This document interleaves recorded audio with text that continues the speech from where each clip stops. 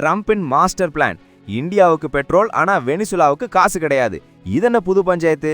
Venezuela எண்ணெய் விவகாரத்துல America போட்டிருக்கிற கண்டிஷன் கேட்டா நீங்களே ஷாக் ஆயிடுவீங்க. இது நம்ம ஊர் பெட்ரோல் விலையை பாதிக்குமா? வாங்க பார்க்கலாம். இத்தனை வருஷமா வெனிசுலா கூட பிசினஸ் பண்ணக்கூடாதுன்னு தடா போட்ட அதே அமெரிக்கா இப்போ ஓகே நீங்க என்ன வாங்கிக்கோங்கன்னு இந்தியாவுக்கு பச்சை கொடி காட்டியிருக்கு. ஆனா இதுல தான் ஒரு பெரிய ட்விஸ்ட்.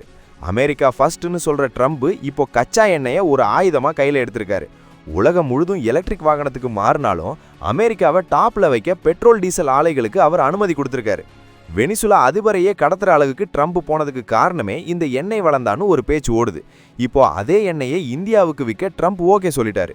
ஆனா இங்கே தான் அந்த பகீர் நிபந்தனை. இந்தியா எண்ணெய் வாங்கும்போது அந்த பணத்தை வெனிசுலா அரசாங்கத்துக்கிட்ட கொடுக்க கூடாதான். அதுக்கு பதிலாக அமெரிக்காவோட கண்ட்ரோல்ல இருக்கிற பேங்க் அக்கௌண்ட்ல தான் போடணும். அதுல இருந்து தான் வெனிசுலா முன்னேற்றத்துக்கு அமெரிக்கா காசு கொடுக்குமா. அடடா, அடுத்தவன் வீட்டு எண்ணெயை விற்று காசையும் அவங்கிட்டயே வைக்காம இருக்கிறது, இதெல்லாம் கொஞ்சம் ஓவர்ல. இது இந்தியாவோட எரிசக்தி தேவையை பூர்த்தி செஞ்சாலும் அமெரிக்காவோட இந்த ஆதிக்கம் சர்வதேச அரசியல்ல ஒரு பெரிய விவாதத்தை கிளப்பியிருக்கு. மற்ற நாட்டோட வருமானத்தை அமெரிக்கா தான் கையில வச்சுக்கிறது சரியா தப்பா? நீங்க என்ன நினைக்கிறீங்க? உங்க கருத்தை கமெண்ட்ல சொல்லுங்க. அப்படியே நம்ம தமிழ் ட்ரெண்ட் சென்ட்ரலுக்கு ஒரு லைக்கை தட்டி விட்டு சப்ஸ்கிரைப் பண்ணிடுங்க. அதான் ஆரம்பத்திலேயே சொன்னேன், காசு யாருக்கு போகும்னு ட்ரம்ப் போட்ட பிளான் என்னன்னா